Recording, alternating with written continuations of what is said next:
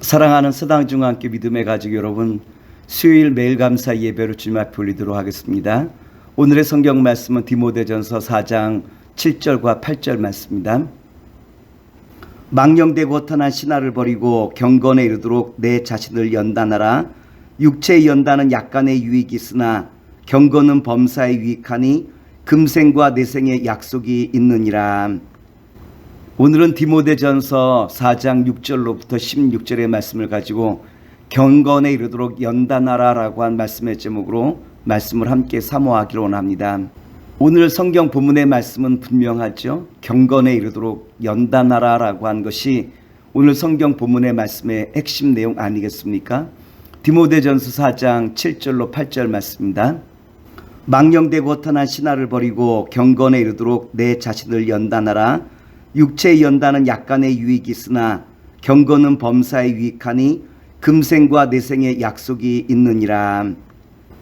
오늘 본문의 말씀 보면 육체의 훈련은 약간의 유익이 있으나 영성의 그 훈련은 우리가 오는 하나님 나라와 이 땅에서 영원한 생명을 누릴 수 있기에 매우 중요한 문제라고 하는 것을 우리에게 잘 소개해 주고 있죠.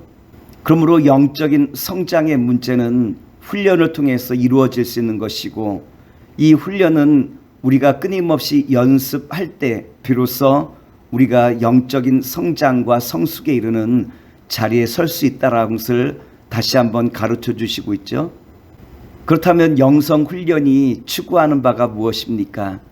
영성 훈련이 추구하는 바는 인간의 존재 양식을 이제는 하나님의 존재 양식으로 바꾸기 시작하는 것이 영성 훈련의 목적이라고 말씀을 드릴 수 있겠죠. 이제는 우리의 삶의 목표를 살아계신 하나님께 두는 것이 우리의 삶의 분명한 목적이다라는 것을 가르쳐 주시고 있어요.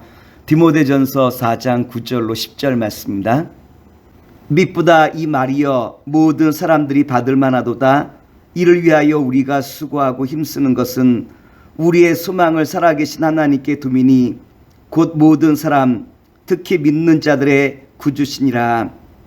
그런데 문제는 오늘날 현대인들은 소망을 어디에 두고 있느냐 하면 세상에 우리의 삶에 소망을 두고 있는 것이 오늘 현대인들의 특징이라고 말씀을 드릴 수 있겠죠.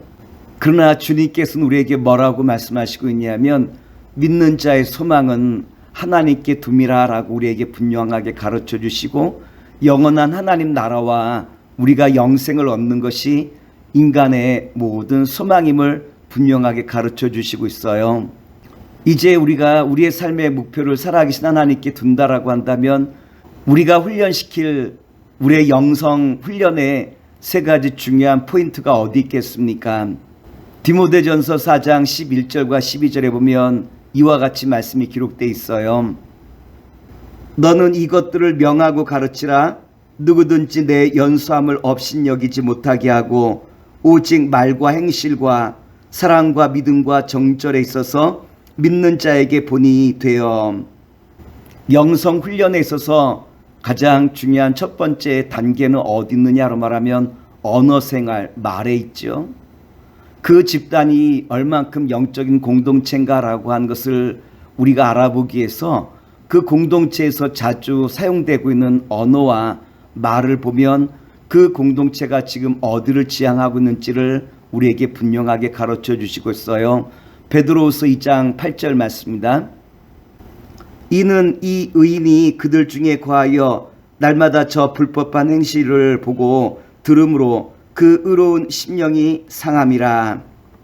이 말씀은 아무리 믿음이 좋은 사람이라 할지라도 주변에서 듣고 보는 것이 신앙적인 이야기가 아니면 이 아무리 믿음이 좋은 사람이라 할지라도 쉽게 무너질 수밖에 없다라는 것을 우리에게 잘 보여주고 있는 말씀 아니겠습니까? 그러므로 내 주변에 영성생활을 함께 나눌 수 있는 사람이 있다는 것은 얼마나 소중하고 기쁜 일인지 몰라요. 우리는 그 사람의 변화를 어디서부터 제일 먼저 찾아볼 수 있느냐 하면 그 사람이 어떠한 언어를 사용하고 있는가라고 한 것이 그 사람의 인격이 얼만큼 변화되었는가라는 것을 가늠해 볼 수 있는 지침돌이라고 말할 수 있겠죠. 변화된 사람의 특징은 언어가 변하기 시작하고 그리고 또한 인격이 따라서 변화되기 시작하는 거예요. 영성생활의 두 번째 특징이 있다면 행실, 즉 진실한 삶의 관건 아니겠습니까? 믿는다 말은 하지만 실제 삶에 있어서 전혀 믿음의 사람같이 살아가지 못하고 있다고 한다면 우리는 이런 사람을 가리켜 실제적인 무신론자라고 그렇게 말씀을 드릴 수 있을 거예요. 우리가 설교하는 것이 어려운 것이 아니라 결국은 설교한 그 내용을 우리가 살아가는 것이 더 어려운 문제 아니겠습니까? 마찬가지로 우리가 교회에 나온다는 것이 어려운 일이 아니라 이젠 교회에 나와 주님의 자녀로서 어떻게 살아가느냐라고 하는 삶의 부분이 더 어려운 주제인 것 같아요. 오늘 바라기는 이 말씀을 듣는 저와 여러분들이 이제는 나의 삶의 현장 속에서 날마다 주님께서 원하시는 진실된 삶을 날마다 살아가실 수 있는 저와 여러분 되기를 기도합니다. 그리고 세 번째, 우리가 영성생활에 중요한 문제가 있다면 사랑과 믿음과 정결이라고 하는 이 주제를 들 수 있겠죠. 초대교회 역사학자인 플리디우스라고 한 사람은 로마 황제에게 기독교인들의 특징에 대해서 이와 같이 글을 올렸다고 합니다. 그리스도인들은 음란하지 않습니다. 그리스도인들은 거짓말하지 않습니다. 그리스도인들은 도둑질하는 법도 없습니다. 그리스도인들은 약속을 어기지도 않습니다. 그리스도인들은 부채의 문제에 있어서도 깨끗합니다라고 하는 이와 같은 글을 남겼다고 합니다. 결국 초대교회가 부흥할 수 있었던 것은 초대교회 성도들이 경건의 삶을 그들의 삶 속에서 구체적으로 살아가고 있는 모습을 우리에게 잘 나타내 보이시고 있죠. 오늘 한국교회가 힘을 많이 잃어버린 이유가 있다면 그것은 우리의 삶 속에서 경건의 삶을 감당하지 못하고 있다라고 하는 이유이기도 해요. 그렇다면 우리가 어떻게 경건의 삶을 다시 회복할 수 있을까요? 첫 번째는 말씀을 다시 한번 우리가 우리 삶 속에 첫째로 우리가 경건의 삶을 회복할 수 있는 첫 번째 방법이 있다면 말씀을 우리가 날마다 순종하며 나아가는 삶이라고 말씀을 드릴 수 있겠죠. 디모데전서 4장 13절 말씀입니다. 내가 이를 때까지 읽는 것과 권하는 것과 가르치는 것에 전념하라. 말씀을 떠나서는 경건의 삶을 살아갈 수 없다라고 하는 거예요. 우리가 경건의 삶을 감당하기 위해서는 날마다 나의 마음속에 나의 삶 속에 주님의 말씀이 울려 퍼지게 하고 주님의 그 말씀에 순종함이 있을 때 우리는 경건의 삶을 감당할 수 있는 능력이 나타난다라고 하는 말씀이에요. 두 번째, 우리가 어떻게 경건의 삶을 회복할 수 있느냐로 말하면 이제는 우리가 주님의 그 말씀을 받고 난 다음에 실제적으로 우리의 삶 속에서 봉사와 나눔의 삶을 감당하는 것이다라고 우리에게 가르쳐주고 있죠. 디모데전서 4장 15절 말씀입니다. 이 모든 일에 전심전력하여 너의 성숙함을 모든 사람에게 나타내게 하라. 너의 성숙함을 모든 사람들에게 나타내게 하라라고 한 말씀은 결국은 봉사의 삶 또한 우리가 나눔의 삶을 살아가는 거죠. 결국 우리가 봉사의 삶과 나눔의 삶을 살아갈 때 주님께서 우리에게 어떠한 복을 내리시냐면 디모데전서 4장 16절에 이와 같이 우리에게 말씀을 주시고 있어요. 내가 내 자신과 가르침을 살펴 이 일을 계속하라.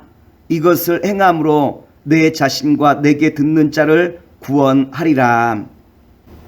우리가 최선을 다해서 봉사와 나눔의 삶을 살 뿐만 아니라 내가 지금 사용하고 있는 말이 어떠한 말인지 세밀하게 나의 말을 조심히 바라보며 주께서 기뻐하시는 그 말씀을 자꾸 옮길 때 주님께서는 우리의 말을 통하여 이 땅에서와 또한 많은 영혼들이 주님의 생명으로 거듭나게 되었음을 우리에게 다시 한번 소개해 주시고 있어요. 말씀을 정리하도록 하겠습니다. 오늘 저와 여러분 통하여 이제 날마다 경건에 이르도록 우리를 연단하는 가운데 수많은 영혼들과 교회와 이 땅을 새롭게 세워나가는 주님의 신실한 자녀와 백성 되시기를 다시 한번 기도하겠습니다. 기도합니다. 사랑의 주님, 오늘 주신 말씀을 의지하여 날마다 우리의 모든 삶의 현장 속에서 주님을 영화롭게 하는 가운데 주님 경건의 삶을 날마다 감당하여 세상 많은 영혼들을 생명으로 인도할 수 있는 주님의 신실한 지도자들로 삼아 주시옵소서. 예수의 이름으로 감사하며 기도나이다. 아멘.